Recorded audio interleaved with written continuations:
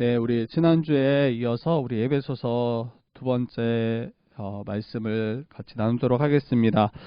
1장 3절에서 14절 말씀, 우리 지난주에는 6절까지 저희가 살폈었고요. 오늘은 이제 6절에 이어서 7절에서 14절 말씀을 같이 살펴보려고 합니다. 그래서 지난주에 말씀드렸듯이 신자가 찬송할 수밖에 없는 그 이유가 무엇인지, 하나님께서는 이제 성도들에게 하늘에 속한 모든 신령한 복을 다 주셨기 때문에 우리는 찬송하지 않을 수 없다라고 나누었습니다. 그래서 하늘에 속한 복이 무엇인지, 그 복은 이제 하나님 나라의 복이라고 이야기했죠. 그리고 신령한 복이라는 것은 성령으로 말미암아 우리에게 주어진 복. 그래서 하나님 나라의 복이 성령으로 말미암아 우리에게 이미 다 주어졌음을 지난주에 같이 나눴습니다. 그리고 이 복은 우리의 어떠함 때문에 받는 것이 아닙니다. 창세 전에 우리를 택하셨다고 말씀했듯이 우리의 어떠함 때문에 받은 구원이 아니라 삼위 하나님의 그 은혜의 사역으로 말미암아 거저 받은 복임을 말했습니다. 만약 우리 편에서 어떤 기여를 해서 우리가 이 구원을 받았더라면 우리가 자랑할 만한 것이 있겠죠. 그러나 반대로 생각해 보면 우리의 어떠함 때문에 우리가 구원받았더라면 우리의 또 죄로 인해서, 우리의 또 넘어짐으로 인해서 우리의 구원이 안전할 수 없는 그런 위험도 있게 되는 것입니다. 그래서 창세전에 택하신 것이 얼마나 큰 은혜인지, 또 우리를 택하셔서 자기 아들들 삼으신 것이 얼마나 큰 은혜인지 우리가 안더라면, 하나님 나라의 백성 삼으실 뿐 아니라 하나님의 아들들 삼으셔서 그 하나님 나라의 유업을 다 우리에게 상속하시려고 하나님이 예정하셨다라고 지난주에 같이 나눴죠. 그래서 다시 한번 우리가 구원받아서 하나님 나라의 모든 신령한 복을 받음은 은혜 아닌 것이 없습니다. 전적으로 하나님이 은혜 가운데 우리를 구원하신 그 선물이 바로 우리가 받은 복이요 또 구원인 것을 우리가 잊지 말아야 됩니다. 여러분, 은혜란 뭡니까? 은혜할 때는 이 아무런 자격 없는 자에게, 어떤 자에게 이 은혜라고 이야기하냐면 아무런 받을 자격 없는 자에게 거저 주시는 하나님의 호의 또 친절을 은혜라고 이야기합니다. 그래서 우리는 이제 하나님 그 나라의 복을 받을 자격이 없었던 자가 바로 우리였고, 도리어 복 받는 것이 아니라 영원한 진노 받기 합당했던 자가 바로 우리였음을, 그러한 우리를 은혜로 택하시고 부르셔서 자기 아들들 삼으심을 우리가 분명히 본더라면 우리가 찬양할 수밖에 없을 것입니다. 오늘 7절은 이 하나님의 그 큰 은혜가 얼마나 큰지 더욱 잘 보여주고 있습니다. 제가 한번 7절 다시 읽어드리겠습니다. 우리는 그리스도 안에서 그의 은혜의 풍성함을 따라 그의 피로 말미암아 속량 곧 죄사함을 받았느니라. 여기서도 그리스도 안에서라고 이야기하죠. 그리고 그의 은혜의 풍성함을 따라서 그의 피로 말미암아 속량 곧 죄사함을 받았다라고 이야기합니다. 그래서 우리의 모든 복은 다 예수 안에서 받는 복이에요. 예수 밖에서 결코 받을 수 없는 복이고, 오직 예수 안에서만, 또 그 은혜가 얼마나 풍성한지 이것을 다시 한번 우리가 살펴봐야 될 것입니다. 어떤 자가 이 하나님 앞에 설 수 있는지를 잘 보여주는 것 같아요. 어떤 자가 이 구원을 얻을 수 있는지. 그런데 여기서 말씀했던 것처럼 그의 피로 말미암아 속량 곧 죄사함을 받은 자들이 하나님 앞에 설 수 있습니다. 구약에서는 저희 이제 신약을 살아가는 우리는 하나님 앞에 나아간다. 하나님, 우리 예배 가운데에 임하여 주십시오. 이렇게 간구하는 것이 뭐 큰 두려움이 있거나 이것으로 인해서 우리가 공포에 질리거나 이러지 않을 것입니다. 그런데 구약 성경을 살펴보면 하나님이 임재하신다고 할 때, 하나님 앞에 선다고 할 때 그 앞에 선다고 할 때 모든 사람들은 다 큰 두려움에 사로잡히는 그런 경우들을 상당히 많이 보게 됩니다. 거의 대부분일 거예요. 왜 이렇게 두려움에 사로잡혔을까요? 바로 죽음을 직감했기 때문입니다.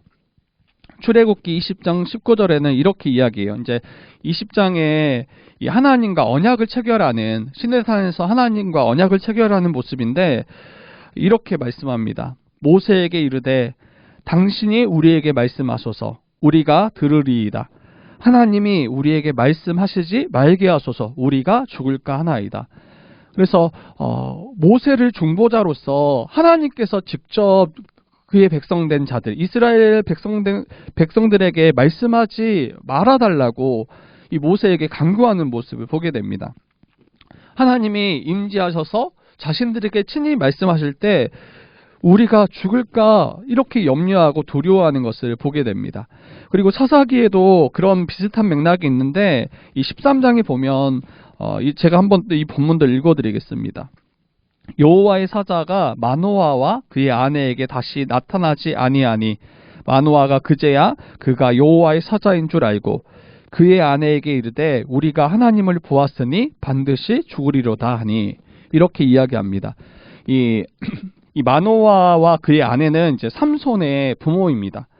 그리고 이 두 부모에게 아직 출산하지 못한 아이를 갖지 못한 이 부부에게 여호와의 사자가 임해서 출산할 것임을, 이 삼손을 낳을 것임을 예언하는 장면인데 그가 여호와의 사자인지 또 하나님이신지 이 눈치를 채지 못했는데 나중에 보니까 그 예언을 한 분이 여호와의 사자요 또 하나님과 같은 분임을 딱 인지했을 때 이 마노아가 그 아내에게 말합니다. 하나님을 보았으니 반드시 죽으리로다. 여러분, 왜 출애굽기 그 구약의 이스라엘 백성들이 또 이 마노아와 그의 아내가 이렇게 죽음을 직감하고 있을까요? 하나님은 온전히 거룩하시고 죄인된 자들은 결코 그 앞에 설 수 없음을 분명히 알았기 때문입니다. 거룩하신 하나님 앞에 나아가면 우리 죄인된 자들, 흠 있고 거룩하지 못한 우리 죄인된 자들이 그 앞에 설 수 없음을 분명히 알았기 때문입니다. 그리고 이 성막이나 성전에서 이 제사를 집례하는 그 제사장들도 마찬가지예요. 이 대속죄일이 있는데 그때 대제사장이 이 지성소에 들어가서 거기에서 이제 제사를 모든 이 백성들을 위해서 온 백성들을 위해서 1년에 한 번 대속죄의 제물을 드리는데 그때도 먼저 대제사장이 이 동물을 드림으로 동물 제사로 자기의 죄를 속죄하고 하나님 앞에 나아가 이 제사를 드리는 것을 보게 됩니다. 그러니까 대제사장도 자기의 죄를 속죄하지 않고서는 하나님 앞에 나아갈 수 없는 거예요. 그리고 혹여나 이 죄를 속죄하지 않고 나아갈 때는 이 죽음을 피하지 못했음을 보게 됩니다. 그렇기에 이 하나님 앞에 나아가 하나님 나라의 모든 신령한 복을 받기 위해서 반드시 우리가 이 받아야 될 그 은혜가 있더라면 우리의 죄가 사함을 받아야 됩니다. 우리의 죄가 해결받지 않고서는 어느 누구도 하나님 앞에 거룩하신 하나님 앞에 나아갈 수 없는데 그 죄 사함을 우리에게 주셨다는 거예요. 근데 어떻게 이 죄 사함을 우리에게 주셨습니까? 바로 그의 피로 말미암아 속량 곧 죄 사함을 우리가 이미 다 받았다라고 이야기합니다. 그의 피로 말미암았다라는 것은 무슨 말입니까? 이 피는 생명을 상징해요. 레위기 17장에 이렇게 이야기하는데 육체의 생명은 피에 있음이라 내가 이 피를 너희에게 주어 제단에 뿌려 너희의 생명을 위하여 속죄하게 하였나니 생명이 피에 있으므로 피가 죄를 속하느니라 이렇게 이야기합니다. 그래서 그의 피로 말미암아 죄 사함을 받았다는 것은 예수께서 친히 화목제물 되셔서 우리를 대신해서 모든 형벌을 대신 받으시고 모든 피를 다 쏟으심으로 자기의 생명값을 지불하심으로 우리가 이 죄가 사함 받았음을 이야기합니다. 우리를 대신하신 형벌이에요. 죄인된 우리가 받아야 될 그 죄의 형벌을 주님께서 친히 우리의 화목제물 되셔서 6월절 어린 양이 되셔서 십자가에 달려 모든 피를 쏟으시고 죽으셨기 때문에 우리의 죄가 사함 받고 또 우리의 죄가 해결함을 받은 것입니다. 이 십자가의 죽음을 가장 잘 설명해 주는 영어가 또 속량이라는 단어죠. 속량. 여기에서 이야기했던 것처럼 그의 피로 말미암아 속량 곧 죄사함을 받았다라고 할 때 이 속량이라는 단어가 이 주님의 죽음을 잘 설명하고 있습니다. 이미 아시는 분도 있겠죠. 이 속량이라는 단어는 전쟁에 포로된 자들 또 노예된 자들을 외부에서 값을 지불해서 되사오는 것을 말합니다. 노예된 자들이나 포로된 자는 이 특징이 뭡니까? 자기 스스로 이 해방함을 자유를 얻을 수 없는 자들이에요. 스스로 자신의 몸값을 지불할 수 있는 그런 존재가 아니에요. 포로된 자가 어떻게 자기의 몸값을 지불하고 그 포로에서 자유를 얻을 수 있겠습니까? 노예된 자가 어떻게 자기 스스로 자기의 몸값을 지불할 수 있겠습니까? 포로된 자나 노예된 자나 그 자기가 매인 곳에, 자기가 속한 곳에 완전히 매여서 그 모든 것이 그에 속한 자의 것. 그렇기 때문에 결코 자기를 위해서 이 값을 지불할 수 없음을 이야기하죠. 그래서 자신의 힘이 아닌 누군가 값을 지불해서 그들을 건지고 그들에게 자유를 주어야 합니다. 그런데 이 값을 죄 아래 거했던 우리, 죄에 노예되고 죄에 포로되었던 우리를 건지시기 위해서, 우리에게 자유를 주시기 위해서 누가 이 값을 지불해서 우리를 건지셨냐는 거예요. 바로 하나님이시죠. 성부 하나님께서 자신의 아들 예수 그리스도를 십자가에 내어주심으로 그분의 핏값으로 우리를 건지신 것입니다. 이것이 바로 속량인 것입니다. 이 놀라운 은혜를 우리가 받았음을, 우리가 하나님 나라에 들어가서 그 나라의 모든 신령한 모든 복을 받도록 하시기 위해서 그 은혜가 얼마나 풍성한지 이거를 우리가 알고 또 고백하고 또 감사하고 기뻐함이 우리 가운데 있는지 우리가 돌아봤으면 좋겠습니다. 가끔 이제 제가 이 말씀을 나누고 또 같이 성경을 공부할 때 이런 분들을 보게 돼요. 머리로는 알겠는데 이게 잘 와닿지가 않는다는 거예요. 머리로는 이렇게 나를 구원하셨다라는 거 알겠는데 정말 그 감사와 또 기쁨 또 찬송은 잘 모르겠다라는 거예요. 이게 참 이제 어려운 지점인 것 같아요. 먼저는 우리가 이제 믿음 가운데 바로 알고 고백하는 것이 너무 중요하지만 또 우리의 그런 마음과 또 우리의 감정과 또 우리의 찬송이 함께 주님께 올려드려져야 되는데 우리가 머리에서 그쳐지고 우리의 마음에 그런 감동이 없을 때 참 이게 이제 가슴이 아픈데 좀 이게 분명하게 알아졌으면 좋겠고 또 그 은혜가 얼마나 큰지 우리가 알고 또 이것을 우리의 입술로 찬송하며 나아가는 우리가 됐으면 좋겠다라는 그런 생각이 들고요. 또 그 은혜가 거기에 대한 것도 은혜가 필요한 것 같아요. 우리의 은혜가 필요한 것 같고 그렇지 않으면 메마른 신앙이 되기가 너무 쉬워서 늘 뭔가 배워가지만 거기에 대한 감사는 형식적이거나 작아지거나 또 정말 메마르게 되는 그런 모습들이 혹시 있는가 우리 자신을 좀 돌아봤으면 좋겠습니다. 그리고 우리 8절도 한번 같이 보도록 하겠습니다. 8절 제가 읽겠습니다. 이는 그가 모든 지혜와 총명을 우리에게 넘치게 하사 9절도 읽을게요. 그 뜻의 비밀을 우리에게 알리신 것이요. 이렇게 이야기합니다. 뒷부분은 좀 이따 제가 말씀드리고 여러분 하나님께서는 이렇게 성부 하나님의 그 예정하심과 택하심 그리고 자기의 아들들 삼으시고 또 성자 예수께서는 우리의 죄 값을 우리의 죄 사함을 위해서 친히 십자가에서 우리의 죄를 대속하시고 이 놀라운 구원의 은혜를 베푸셨죠. 그리고 하나님께서는 또 어떻게 일하시냐면 성도들에게 모든 지혜와 총명을 넘치게 부어주셨다라고 이야기합니다. 넘치게 부어주셨다. 그래서 이 지혜와 총명을 넘치게 부어주셔서 기대하시고 원하시는 것은 무엇입니까? 예수 안에서 계획하신 구원의 경륜, 하나님의 뜻, 그 감추어졌던 하나님의 뜻, 그 비밀을 우리가 밝히 알도록 우리에게 알려주시기 위하여 이 지혜와 총명을 넘치게 부어주셨다라고 이야기합니다. 이 아는 것이 너무 중요한 것 같아요. 앞에서 또 우리의 그런 마음 또 형식화되지 않은 것도 제가 잠깐 나눴지만 1차적으로는 이걸 분명히 알지 못한다면 감사할 수 없고 찬송할 수 없겠죠. 그런데 어떻게까지 이렇게 행하시냐면 넘치도록 부어주셨다라는 거예요. 찔끔 주시면서 이 지혜와 총명을 찔끔 주시면서 알도록 명하시는 분이 아니라 밝히 알아서 결코 모를 수 없도록 하나님께서 이 지혜와 총명을 우리에게 지금도 부어주시고 계시고 이미 넘치도록 부어주셨다라고 이야기합니다. 그래서 주님을 알고자 하는 이는, 그 하나님의 뜻을 알고자 하는 이들은 모를 수 없는 거예요.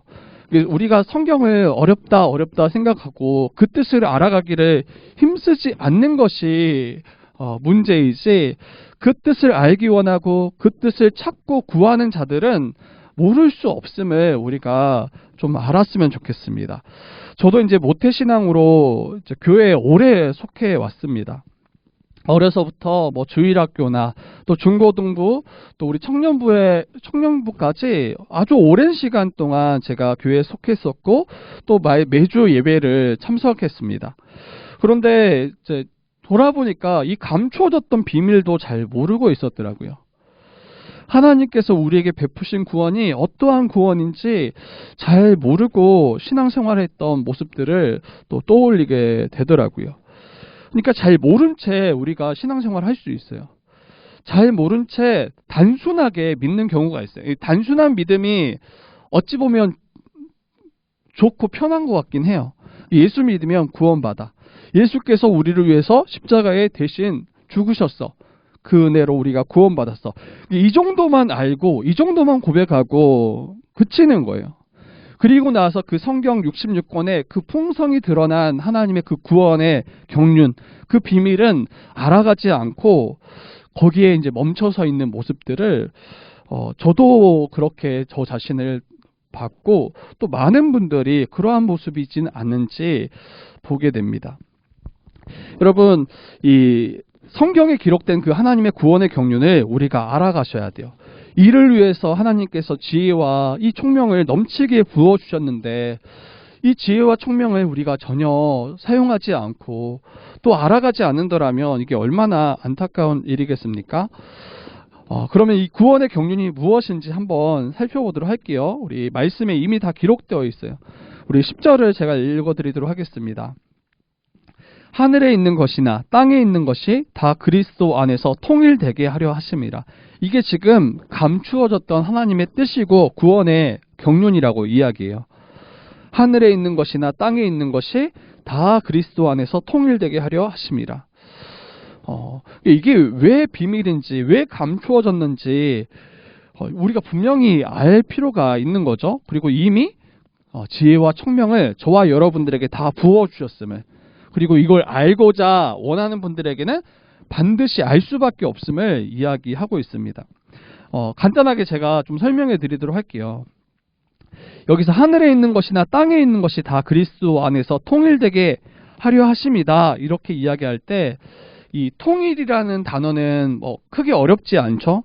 이 사전적 의미는 나누어진 것이 하나 되게 하는 것, 이게 바로 통일입니다. 그래서 전 세계에 우리나라만 유일한 분단 국가이죠. 그래서 노래도 이런 동요가 있잖아요. 우리의 소원은 통일. 그래서 나누어진 남과 북이 하나 되는 것을 정말 간절히 우리 모든 국민들이 아마 염원을 할 거예요. 공동 번역 성경에서는 방금 이 지금 10절을 이렇게도 번역을 합니다. 어떻게 번역하냐면, 때가 차면 이 계획이 이루어져서 하늘과 땅에 있는 모든 것이 그리스도를 머리로 하고 하나가 될 것입니다. 다시 한번 읽어드릴게요. 때가 차면 이 계획이 이루어져서 하늘과 땅에 있는 모든 것이 그리스도를 머리로 하고 하나가 될 것입니다. 이걸 읽으면 딱 알 수 있는 게 뭡니까? 지금 하늘과 땅에 있는 모든 것이 지금 하나가 되지 못했다. 서로 나누어졌다. 서로 분단, 서로 깨어졌다. 이렇게 먼저 이해를 하셔야 되겠죠? 그런데 때가 차면 이 계획이 이루어지고 예수 그리스도로 말미암아 예수께서 머리가 되심으로 말미암아 하나가 될 것입니다. 이렇게 이야기하는 것입니다. 그러니까 우리의 구원을 이러한 차원에서 지금 설명하고 있는 거예요. 그러니까 우리가 예수 믿고 구원받았어. 예수 믿고 천국에 들어갔어. 이런 차원에서도 이야기할 수 있지만 또 다른 차원에서 뭐라고 우리의 구원을 설명하냐면 하늘과 땅에 있는 모든 것이 그리스도를 머리로 해서 하나가 될 것입니다. 이게 바로 우리가 받은 구원의 한 측면을 잘 설명하고 있습니다. 여러분, 첫사람 아담이 범죄한 후에 죄가 들어왔잖아요. 그리고 죄로 인해서 인간이 타락했잖아요. 부패했잖아요. 그리고 그 죄의 저주를 우리가 받았습니다. 그런데 인간만 이 죄의 저주를 받았냐는 거예요. 인간만 이 죄로 인해서 고통하고 있냐는 거예요. 아니죠. 모든 만물이 죄 아래 거하게 되었으며 썩어짐의 종노릇하게 되었습니다. 인간이 모든 만물의 대표로서 하나님께서 창조하셨기 때문이에요. 인간이 넘어질 때 모든 피조물이 함께 죄 아래 거하게 되고 죄로 말미암아 이 썩어지고 또 부패하고 타락하게 됐음을 이야기하는 거예요. 여러분, 죄로 말미암아 모든 피조물도 함께 저주를 받았고 왕이신 하나님의 통치를 받아서 조화롭게 살아가던 그 모든 만물의 하나됨도 다 깨어져 버렸음을 성경은 이야기합니다. 그러니까 저희들만 이 죄로 인해서, 이 죄의 저주로 인해서 우리의 관계, 또 하나님이 베푸셨던 모든 복과 안식이 깨어진 것이 아니라 모든 피조물도 서로의 모든 관계가 깨어졌을 뿐만 아니라 하나님의 복과 안식을 다 잃어버렸음을 이야기하는 거예요. 땅에게 저주를 하시잖아요. 아담과 하와에게 저주하실 뿐만 아니라 땅에게 저주하시는데 땅은 가시떨기와 엉겅퀴를 내도록 하십니다. 그러면 결국에는 이 풍성한 양식을 더 이상 구할 수 없는 거예요. 수고하지 않고서는 땀 흘리고 피땀 흘려서 수고하지 않고서는 이 양식을 더 이상 편히 구할 수 없는 그 상태가 지금 우리가 살아가고 있는 상태예요. 그런데 저희뿐만 아니라 모든 피조물도, 모든 동물들도 그와 같다라는 거예요. 그들도 수고하지 않으면 굶주릴 수밖에 없습니다. 그 동물의 세계를 한번 보세요. 동물의 왕국, 동물의 세계, 이런 이제 프로그램 다큐멘터리를 한번 보세요. 살기 위해서 또 먹기 위해서 얼마나 정말 수고하는지 몰라요. 그리고 서로가 먹고 먹히는 그 약육강식의 그 세상 가운데 얼마나 필사적인지 몰라요. 날 때부터 생존을 위해서 필사적이지 않을 수가 없어요. 이거는 초식동물이나 약한 동물들에게 국한되는 문제가 아니라 강한 맹수를 보세요. 사자나 호랑이나 이런 맹수들을 보면 진짜 비참하다 싶을 정도로 그 하루에 한 마리라도 잡기 위해서 얼마나 뛰어다니는지 몰라요. 그런데 이게 쉽게 잡히냐는 거예요. 그 사슴이나 이런 이 초식 동물들이 쉽게 나 잡아 먹으세요 하고 있냐는 거예요. 아니에요. 정말 빠르게 필사적으로 도망가고 그 한 마리를 잡기 위해서 정말 이 전략적으로도 아주 뛰어나야 될 뿐만 아니라 전력으로 사냥에 임하지 않으면 굶기 쉽습니다. 이게 이제 지금 우리가 살아가는 세상이고 저와 여러분뿐만 아니라 모든 피조물이 이와 같이 고통하고 있다라는 거예요. 굶주림에. 그리고 이 세상에 얼마나 많은 자연재해가 일어납니까? 물론 많은 부분이 우리 인재죠. 우리가 또 잘못하고 우리가 잘못되게 행함으로 많은 인재가 일어나고도 있지만 우리 인간이 아니더라도 자연의 수많은 그런 재해들이 끊이지가 않습니다.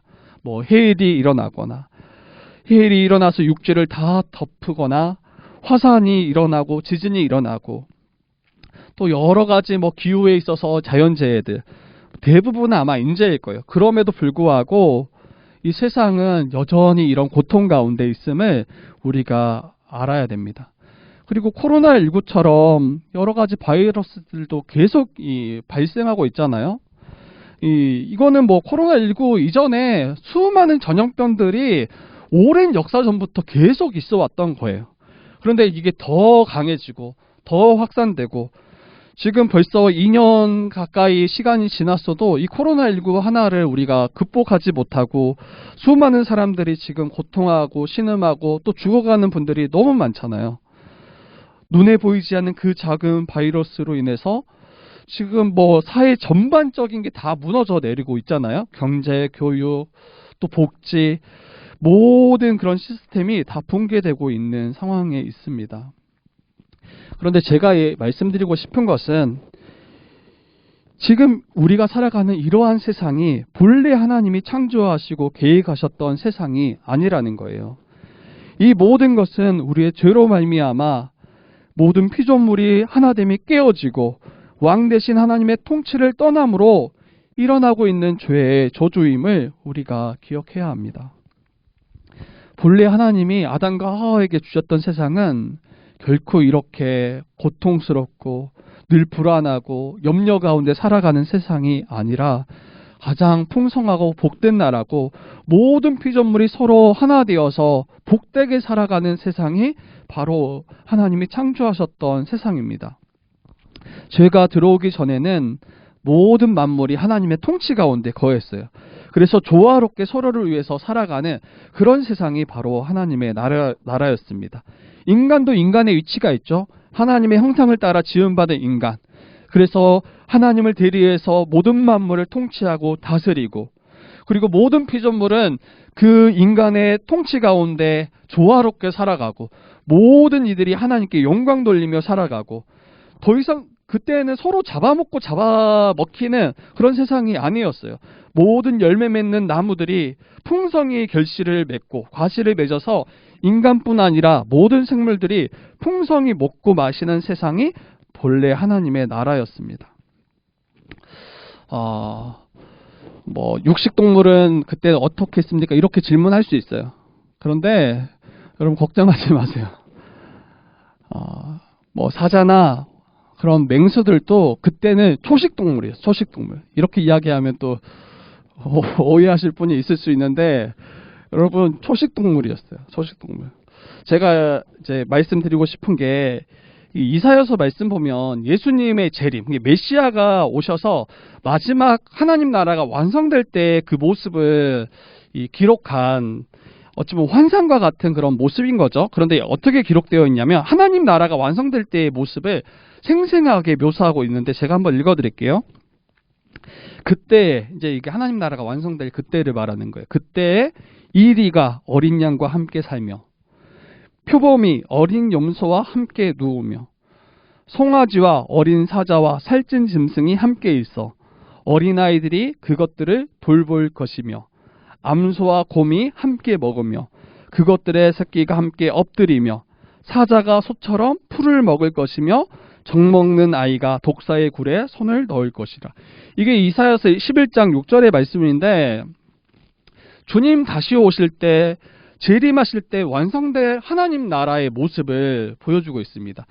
그러니까 완성될 하나님 나라에 보면 모든 피조물들이 그대로 살아가요. 이리도 있고 어린 양도 있고 표범도 있고 어린 아이들, 또 우리 모든 이 살아가는 모든 자들이 함께 있겠죠. 부활의 영광스러운 몸을 가지고. 근데 그때 모습이 어때요? 이리는 어린 양을 잡아먹어야 우리가 살아가는 세상의 이런 법칙이잖아요. 이게 자연스럽다라고 생각하잖아요. 그런데 그때에는 이리가 어린 양과 함께 살며, 표범이 어린 염소와 함께 누우며, 송아지와 어린 사자와 살찐 짐승이 함께 있다라고 이야기해요. 이게 잡아먹고 잡아먹히는 그런 관계가 아니라는 거예요. 서로 조화롭게 살아가며 그런 이제 가끔 이런 세상에 이런 일이 이런 데 보면 막 그런 거 있잖아요. 호랑이와 어떤 고양이나 강아지가 같이 살아가는데 이게 도무지 우리로서는 상상할 수 없는데 이러한 그런 모습들을 가끔 세상에 이런 일이 막 보게 돼요. 막 호랑이가 강아지를 막 돌보고 막 이런 모습들을 가끔 보게 돼요. 이게 일상적인 우리의 이제 자연스러운 모습은 아니죠. 그런데 마치 하나님 나라가 임할 때 그와 같다라는 거예요. 그리고 여기서 보면 어린 이 사자와 이 모든 맹수들을 누가 돌보냐고 할 때 어린 아이들이 그것들을 돌볼 거라고 이야기해요. 어린 아이들이. 이게 상상이 되세요? 그 전에 또 영상을 하나 봤는데 동물원에 이제 외국에 있는 동물원이에요. 그래서 아주 큰 유리창 그 틀 안에서 이제 어린아이가 이 안에 있는 그 호랑이를 이 구경하고 있었어요. 이제 관람하고 있는 거죠, 동물원. 그런데 아이가 이제 부모를 보기 위해서 그 호랑이를 보다가 뒤돌아서서 부모를 쳐다보고 있을 때 호랑이가 멀리서 납작 엎드리더니 진짜 한 10여 미터 멀리 떨어졌던 호랑이가 한 1, 2초 안에 그 아이를 집어삼키려고 확 다가와서 이제 그 큰 유리 그 방어 창을 강타하는 거예요. 그래서 진짜 깜짝 놀랐었는데 누가 어린아이가 이 맹수들을 돌보도록 하겠냐는 거예요. 말이 안 되죠. 그런데 하나님 나라가 임할 때는 어린아이가 그 맹수들을 돌볼 것임을 이야기해요. 어린아이가 독사굴에 손을 넣어도 아무런 해를 입지 않아요. 그리고 사자가 소처럼 풀을 먹을 것이라고 이야기해요. 이거 뭐 동물 학대 아닙니까? 이렇게 말하시면 안 돼요. 그리고 가끔은 저희도 아마 하나님 나라가 임하면 이런 육식 이런 거는 없어질 것 같아요. 없어져요. 또 이러면 이런 분이 있어요. 저는 천국에 가고 싶지 않습니다. 하나님 나라가 별로 소망되지 않습니다. 이렇게 이제 육식을 아주 좋아하시는 분들은 그럴 수 있죠. 그런데 여러분 걱정하지 마세요. 걱정하지 마세요. 육식을 좋아하시는 분들 걱정하지 마세요. 아마 고기맛 나는 과일, 고기 맛 식감의 그런 과일, 이런 거 있지 않을까요? 네, 그냥 제가 한번 생각해봤고, 여러분 하여튼 걱정하지 마세요. 여러분들의 생각을 뛰어넘는 더 맛있고 더 풍성한 그 나라가 펼쳐질 것입니다. 그리고 여러분, 인간의 가장 큰 적은 누굽니까? 인간의 가장 큰 적은? 인간의 가장 큰 적은 인간인 것 같아요. 너무 잔인하고, 서로 속고 속이고, 서로 죽고 죽이는, 가장 인간을 많이 이렇게 큰 해를 입힌 존재는 자연도 아니고, 어떤 피조물, 다른 동물들도 아닌 것 같아요. 인간인 것 같아요, 인간. 그래서 자신의 안전을 지키려고, 자신이 또 높아지려고 다른 이들을 쉽게 해하고 또 압제하고 죽이는 자가 바로 우리입니다. 지금 미국만 해도 매일매일 이런 이슈가 뉴스가 터져 나오는데 인종차별 너무 심각하죠. 그리고 인종차별뿐만 아니라 전 세계적으로 빈부의 격차로 인해서 부한 자들은 더 그 부를 누리고 가난한 자는 더 가난해지는, 그런데 돌보지 않는 거예요. 또 코로나19 이 백신도 마찬가지죠. 그래서 강대한 나라들은 어때요? 자국의 그 국민들을 지키기 위해서 이 백신을 잘 공급하는 상황이 있지만 이제 그 외의 나라에 이제 백신을 공급하고 수출하는 일에는 지금 주저하고 행하지 않습니다. 이처럼 서로가 서로를 이해하고 또 사랑하고 자기 자신과 같이 여기지 않아요, 세상은 지금. 그런데 주님 다시 오실 때 완성될 하나님 나라는 인간을 포함한 모든 피조물이 왕 대신 주님의 통치 가운데 살아가고 서로 조화롭게 살아갈 것임을 이야기합니다. 이게 바로 하늘에 있는 것이나 땅에 있는 것이 다 그리스도 안에서 통일되게 하려 함이다라는 의미입니다. 그리고 하나님께서는 이를 우리에게 온전히 깨닫게 하시기 위해서 지혜와 총명을 넘치도록 부어주셔서 이 비밀을 깨닫게 해주셨습니다. 그러니까 인종차별이나 뭐 여러 가지 이런 차별들은 우리와 맞지 않는 거예요. 우리는 서로가 한 몸으로 여기고, 비록 나와 뭐 피부색이 다르거나 우리의 뭐 지역이 다르거나 여러 그런 차이가 있을지 몰라도 주 안에서 하나라는 것이 바로 그와 같은 맥락일 것입니다. 이것이 바로 하나님의 뜻이고, 그러할 때 이 하나님 나라의 복을 풍성히 누릴 수 있음을 우리가 잊지 말아야 될 것 같아요. 그리고 하나님께서는 그 모든 일을 뜻하신 대로 이루시는 분이세요. 그래서 주 안에 있는 성도들이 하나님의 아들 되게 하시고 또 유업을 이을 상속자 되게 하십니다. 그 말씀 다시 한번 제가 봐드릴게요. 11절입니다. 모든 일을 그의 뜻의 결정대로 일하시는 이의 계획을 따라 우리가 예정을 입어 그 안에서 기업이 되었으니. 그래서 이 모든 하나님의 그런 뜻하심, 또 구원의 경륜, 하나님이 반드시 뜻하신 대로 이루시는 분이심을, 그리고 그 뜻을 이루셔서 우리에게 허락하시는 것은 하나님의 아들 되게 하시고 또 하나님 나라의 모든 유업을 이을 상속자 되게 하실 것임을 오늘 또 말씀하고 있습니다. 이게 이제 비밀이었다라는 거예요. 이게 비밀. 전에는 이런 관점에서 제가 이 구원을 생각하지 못했고, 그냥 이제 개인 구원, 내가 예수 그리스도를 믿으며 구원받아서 천국에 들어갈 거라는 그런 개인 구원 정도로 그쳤더라면, 이 구원의 비밀이 이렇게 풍성하고 놀라웠다라는 것을 이 에베소서를 잘 연구하면 우리가 알 수 있습니다. 그리고 이 놀라운 비밀을 우리가 안더라면 이 하나님을 찬양하지 않을 수 없음을 이야기하는 것입니다. 우리 또 말씀 한번 보도록 하겠습니다. 13절, 14절인데 한번 우리 같이 읽어보죠. 같이 저랑 같이 해서 13, 14절 한번 읽어보도록 하겠습니다. 시작. 그 안에서 너희도 진리의 말씀 곧 너희의 구원의 복음을 듣고 그 안에서 또한 믿어 약속의 성령으로 인치심을 받았으니 이는 우리 기업의 보증이 되사 그 얻으신 것을 성량하시고 그의 영광을 찬송하게 하려 하심이라. 아멘. 그래서 여기 13절에 보면 너희도, 그 안에서 너희도, 예수 안에서 너희도 기업의 진리의 말씀 곧 너희의 구원의 복음을 들었다, 이렇게 이야기합니다. 이 구원의 복음을 듣게 하심으로 또 믿게 하심으로 하나님께서는 이제 예수 그리스도 안에서 하나 되게 하시고 또 그러한 예수 안에 있는 자들에게 약속하신 성령을 보내십니다. 약속하신 성령을. 이 약속하신 성령을 보내셔서, 성령 하나님을 보내셔서 무엇을 하도록 행하시냐면 인치신다라고 이야기해요. 인치신다라고. 구원의 복음을 듣고 그 안에서 또한 믿어 약속의 성령으로 인치심을 받았으니. 그래서 여기서 인쳤다라는 건 뭡니까? 인쳤다, 이제 도장을 찍은 것과 같은 의미죠. 그래서 도장을 찍었다, 약속하신 성령으로 하나님께서 우리에게 도장을 찍으셨다, 이렇게 이야기합니다.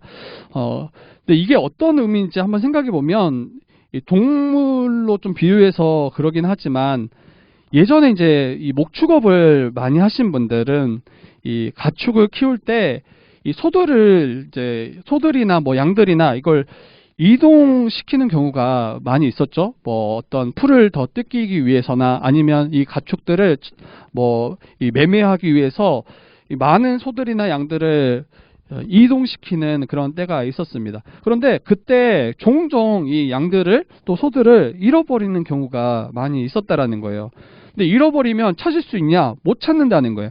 다른 목장의 소들과 섞이거나 이러면 어떤 소가, 어떤 양이, 어떤 가축이 자기의 소유인지 알지 못해서 못 찾는다라는 거예요. 그래서 많은 소들을 잃어버리는 경우들이 있었다라고 합니다. 그때 이제 각 목장 주인들이 이제 아이디어를 내서 이 소의 엉덩이나 각중의 엉덩이 쪽에 이 낙인을 찍었습니다. 그 목장만의 표시, 그 목장 주인, 목장에 속했다라는 그 표시를 새긴 그 낙인을 각 가축마다 다 찍었다라고 이야기합니다. 왜 찍습니까? 앞에서도 이야기했지만 누구의 소유인지 분명히 하기 위함이에요. 그리고 이 자기의 가축을 잃어버리는 것을 방지하고자 방지하고자 함입니다. 그런데 여기에서 같은 그런 의미를 좀 생각할 수 있을 것 같아요. 하나님께서 성령으로 우리를 인치셨다라는 것은 뭡니까? 우리가 누구의 소유냐는 거예요. 성령 받아서 하나님께 인침받은 자들은 바로 하나님의 소유되었음을 의미하는 거죠. 그래서 우리가 하나님께 속한 자임을 의미하는 거예요. 또 다시 좀 더 이야기하면 하나님께 속했고 하나님의 것임을 분명히 인치셨기 때문에 결코 잃어버릴 염려가 없다라고 하는 것입니다. 사단에게 결코 뺏기지 않을 거예요. 이게 여전히 사단은 대적 마귀는 우는 사자와 같이 삼킬 자를 찾는다고 이야기하잖아요. 그런데 성령 받은 자, 성령으로 말미암아 인침받은 자는 너무 분명하게 하나님의 것임을 분명하게 드러날 뿐만 아니라 결코 하나님께서 악한 자들에게 또 악한 영들에게 빼앗기시지 않아요. 우리의 그 안전이 얼마나 이게 담보되었는지. 우리는 때로 연약해서 넘어지기 쉽고 또 실패하기 쉽고 낙심하기 쉽잖아요. 그런데 우리가 성령 받은 자로서 이 땅에 살아가는 성도라면 여러분 염려를 좀 더셔도 될 것 같아요. 물론 이제 우리의 모습을 보면 불안할 때가 한두 번이 아닐 거예요. 나의 모습을 보면 염려될 때가 한두 번이 아닐 거예요. 정말 신자 맞는지 막 이렇게 염려될 때가 많을 거예요. 그런데 정말 성령 받은 자, 또 예수 그리스도를 믿어서 성령 받은 자라면 우리의 어떠함 때문에 우리의 구원이 취소되거나 우리가 사단에게 빼앗겨질 염려가 없음을 우리가 분명히 알았으면 좋겠습니다. 그리고 우리에게 보내주신 성령 하나님이 우리를 인치실 뿐만 아니라 우리 기업의 보증이 되신다라고 이야기해요. 보증 되신다. 개런티라고 이야기하거든요. 그래서 우리 기업의 보증 되신다라는 것은 예수 그리스도를 믿어서 하나님의 아들들 되고 또 하나님의 아들들 된 자들에게 상속자 삼으셔서 그 모든 하나님 나라의 유업을 다 허락하실 것임을 앞에서 약속하셨잖아요. 근데 그 약속에 보증되신다라는 거예요. 이게 성령께서 보증되신다라면 이것은 반드시 허락하시고 실제로 반드시 주시겠다라는 그 약속인 것입니다. 그리고 이미 지금 교회를 통해서 그 하나님 나라의 복을 받고 있을 뿐만 아니라 주님 다시 오실 때 완성될 그 하나님 나라를 온전히 유업으로 우리가 받을 것임을 우리에게 다시 확증하시고 또 약속하시는 장면이 바로 성령으로 말미암아 우리 기업에 보증되신다라는 의미인 것입니다.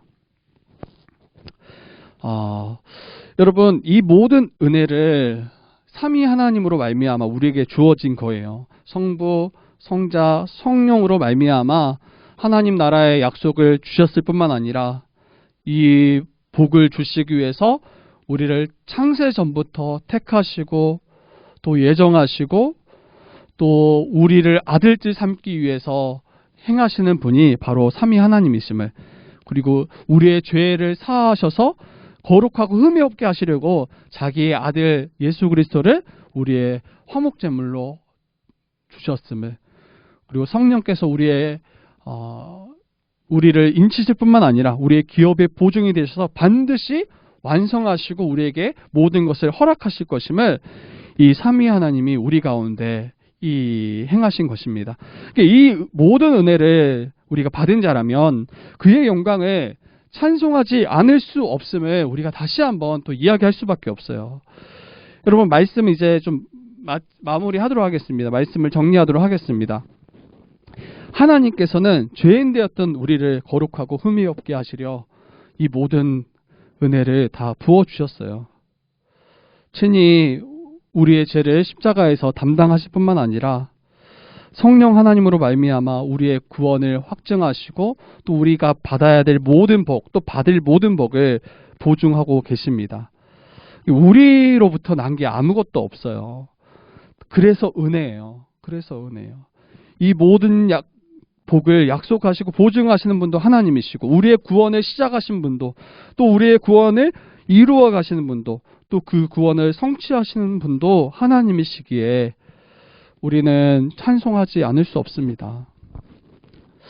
여러분, 이 땅의 성도들에게 이것만큼 큰 위로가 어디에 있을지, 이 땅을 살아가는 주의 백성된 우리가 이것만큼 또 큰 기쁨이 어디 있을지 한번 생각해 봤으면 좋겠어요. 그리고 하나님께서는 이 모든 구원을 이루시어서 자녀된 자들에게 선물로 주시고, 우리에게 이 모든 것을 거저 주시고 선물로 주시고 기대하신 것이 우리에게 뭐냐는 거예요. 뭐 다른 여러 가지가 있을 수 있어요. 그런데 이 3절에서 14절까지 말씀을 봤을 때 이 모든 것을 거저 주시고 가장 풍성하고 가장 놀라운 것을 거저 주시고 그의 자녀된 자들에게, 아들들 된 자들에게 기대하신 게 뭡니까? 뭘 기대하세요? 찬송하는 거잖아요. 찬송. 그 은혜를 찬송하는 거. 근데 이거를 이제 제 아들의 버전으로 바꾸면 이런 거예요.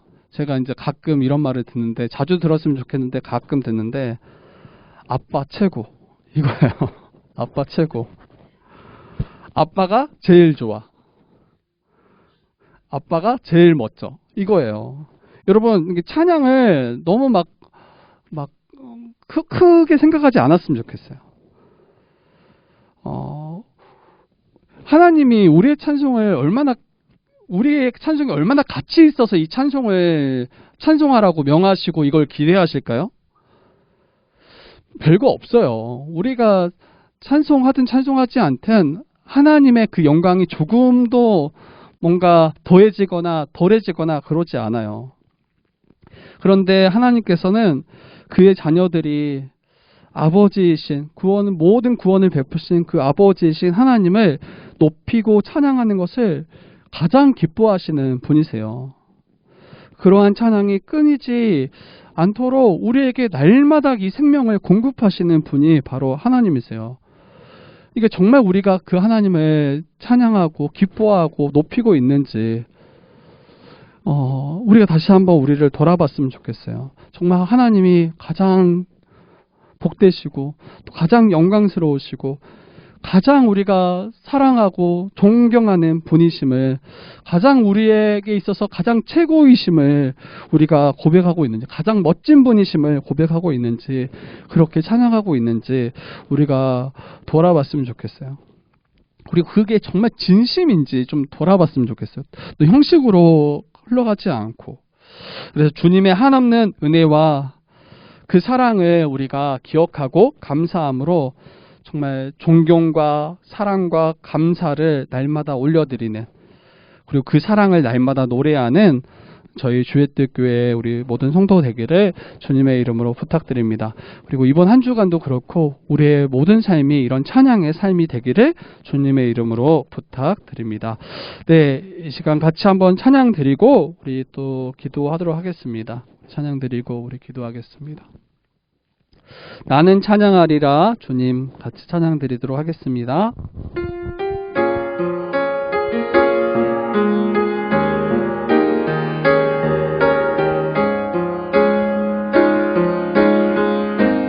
나는 찬양하리라. 주님 그 이름 찬양. 예수 크신 주 이름 나 찬양하리라.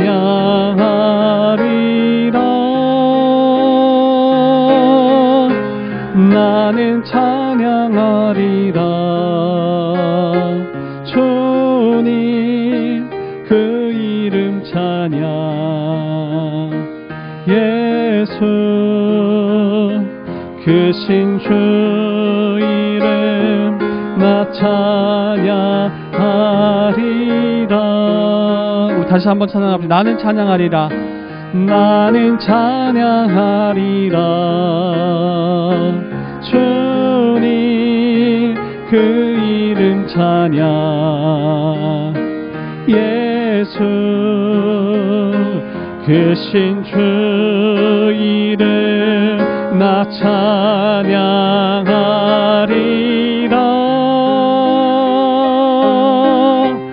나는 찬양하리라.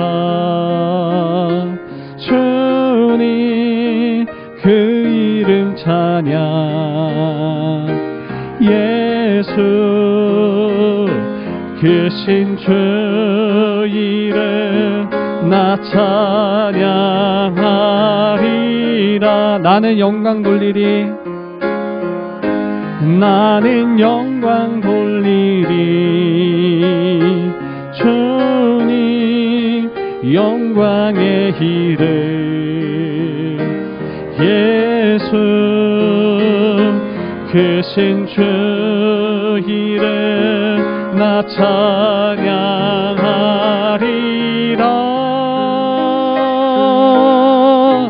나는 영광 돌리리. 주님 영광의 이름. 예수 크신 주 이름 나 찬양하리라.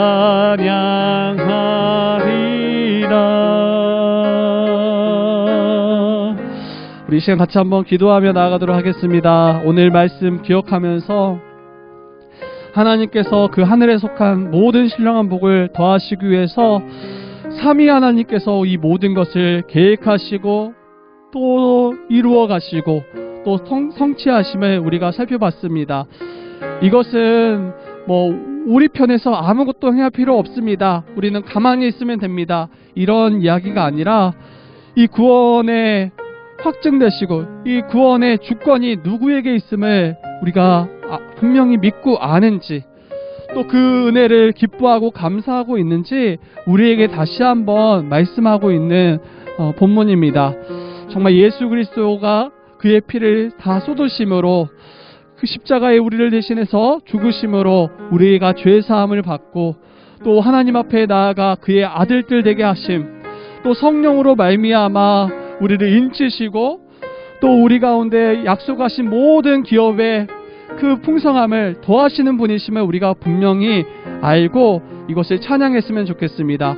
그리고 우리가 받는 그 구원이 단순히 예수 믿어서 천국 간다 이 정도로 우리가 그치지 않고 모든 총명과 지혜를 더하여 주셔서 우리가 받을 그 구원이 얼마나 풍성한 구원인지, 모든 깨어졌던 것들을 하나 되게 하시고 예수께서 왕 되셔서 조화롭게 통치하심으로 가장 복된 복과 가장 그 충만한 복을 누리도록 하신 그 은혜를 우리가 잊지 않고 더 기대하게 하시고 더 교회 가운데 풍성히 누리는 우리 주의 뜻교회, 또 이 예배에 참여하는 모든 자들 되어지도록 주여 인도하여 달라고 우리의 이 시간 같이 한번 기도하며 나가도록 하겠습니다. 기도하겠습니다. 하나님 감사합니다. 주의 은혜를 찬양합니다. 아버지, 우리를 구원하시기 위해서, 우리를 자기의 아들들을 삼기 위해서 하나님이 행하신 그 놀라운 일을 우리가 밝히 보게 하여 주시옵소서. 예수 그리스도의 그분의 보혈, 예수 그리스도의 그 십자가의 그 피가 우리를 살린 줄 압니다. 우리의 모든 죄를 사하신 줄 믿습니다. 아버지, 우리가 형식적으로 이것을 지식에 그치는 것이 아니라 정말 이것이 나의 일임을 분명히 알게 하시고 이로 말미암아 내가 생명을 얻음을 분명히 보게 하여 주셔서 이것을 기뻐하게 하시고 감격하게 하시고 찬송하는 우리 모든 성도 되어지도록 주여 인도하여 주시옵소서. 주님, 이 모든 구원이 아버지 우리의 죄로 말미암아 깨어졌던 모든 것을 회복하시는 구원임을 우리가 보게 됩니다. 죄로 말미암아 인간과 인간이 깨어졌던 관계들, 하나님과 우리와 깨어졌던 관계들, 모든 피조물이 원수되어 살아갔던 우리의 이 저주받은 우리의 삶이 아버지 예수 그리스도를 믿음으로 말미암아 우리의 그 구원이 모든 것들이 회복되었음을 우리가 고백합니다. 아버지, 이 감추어졌던 비밀이 예수 안에서 우리에게 밝히 드러났사오니 아버지 이것을 분명히 보게 하시고 하나님 우리에게 지혜와 총명을 더하여 주셔서 아버지 어느 한 명도 이것을 알지 못한 채 아버지 무지한 채 살아가는 것이 아니라 그 구원에 합당하게 살아가는, 서로 하나됨으로 살아가는, 서로를 위해서 살아가는 우리 주의 뜻교회 되어지도록 도와주시고 인도하여 주십시오. 또 우리 성령으로 말미암아 아버지 허락하신 그 놀라운 사랑, 우리를 인치시고 또 우리가 받을 그 기업에 보증되시는 그 주님을 온전히 기억하게 하시고 감사하며 살아가는 우리 모든 자들 되어지도록 주께서 도와주시옵소서. 하나님 감사합니다. 또 귀하고 복된 주일을 허락하셔서 우리 사랑하는 우리 지체들과 함께 예배하도록 우리를 부르심 감사드립니다. 오늘 에베소서 말씀을 통해서 삼위 하나님께서 베푸신 그 구원의 은혜를 다시 한번 기억하게 하시고, 또 분명히 우리가 알게 하시고, 또 분명히 우리가 믿음으로 우리의 삶에 이 찬양이 그쳐지지 않고 정말 끊임없이 주님을 찬양하는 우리 되어지도록 주여 인도하여 주십시오. 아버지, 멋진 그런 위사 용어가 아니라 정말 하나님이 가장 멋지시고 하나님이 나를 가장 복되게 하신 분이심을, 하나님이 가장 좋으신 분이심을 우리가 입술로 찬양할 뿐만 아니라 우리의 삶으로 그분을 가장 높여드리는 우리 모든 성도 되어지도록 도와주시고, 아버지, 우리에게 지혜와 총명을 계속해서 더 부어주셔서 더 풍성히 넘치게 하여 주셔서 주님께서 이루신 그 구원이 어떠한 구원인지 밝히 보고 이것을 기뻐하고 감사하며 살아가는 우리 모든 성도 되어지도록 인도하여 주시옵소서. 성령으로 말미암아 우리를 인치심 감사합니다. 하나님의 것이오니, 하나님의 백성이오니, 하나님 우리를 버려두지 마시고 그의 뜻 가운데 거하며 또 주의 것으로 살아가는 우리 백성들, 주의 성도 되어지도록 도와주시고, 또 하나님께서 약속하셨던 그 기업의 모든 것이 성령께서 보증하심으로 우리에게 반드시 허락하실 것을 믿고, 아버지, 우리가 낙심하며 살아가기보다 더욱더 소망 가운데, 기대한 가운데 살아가는 우리 모든 지체 되어지도록 도와주시옵소서. 이 시간도 함께 하심을 감사드리며 예수님의 이름으로 기도드립니다. 아멘.